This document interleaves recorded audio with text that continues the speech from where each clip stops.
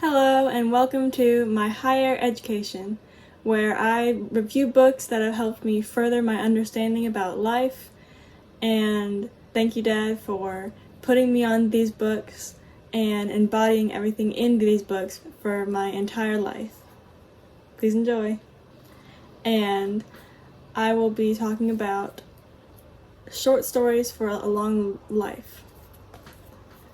Now, Short Stories for a Long Life is about optimal human functioning and basically the best way how to optimize your life. And what this book talks about is a lot of things, but one of them is altruistic self-mastery, of where basically doing stuff for others helps you better yourself.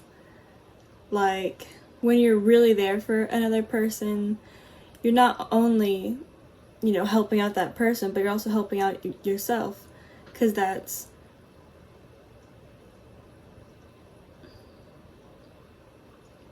giving you meaning, or like it means something to you and to the other person. And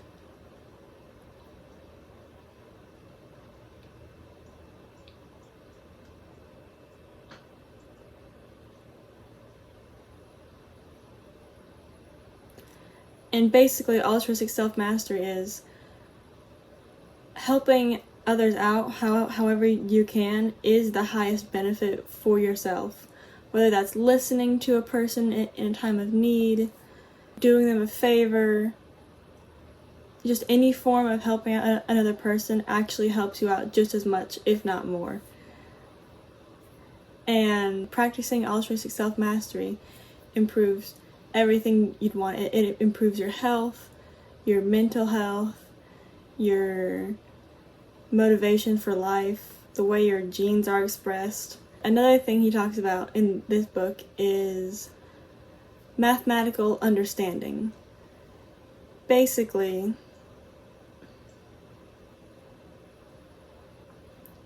the flow of time is subjective.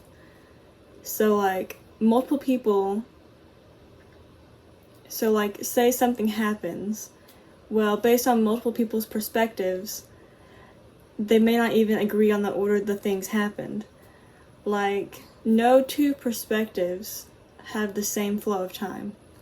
And if you have a set of rules or axioms that is optimal, there's going to be truths inside of it that can never be proven, but are true.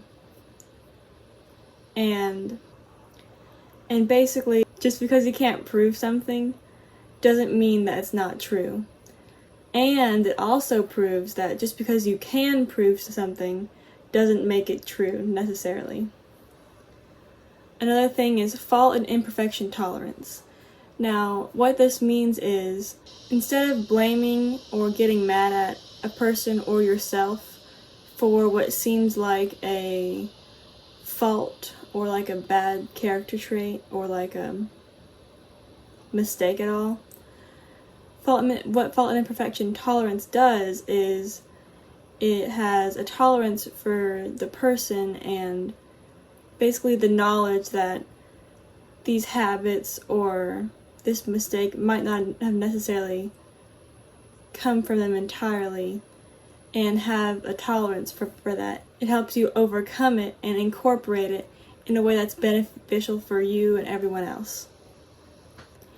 And he also talks about when you accept control and constraints and or lack and limitation, you're able to overcome it in a way that increases your future freedom of action. And yeah, that is my review of Short Stories for a Long Life.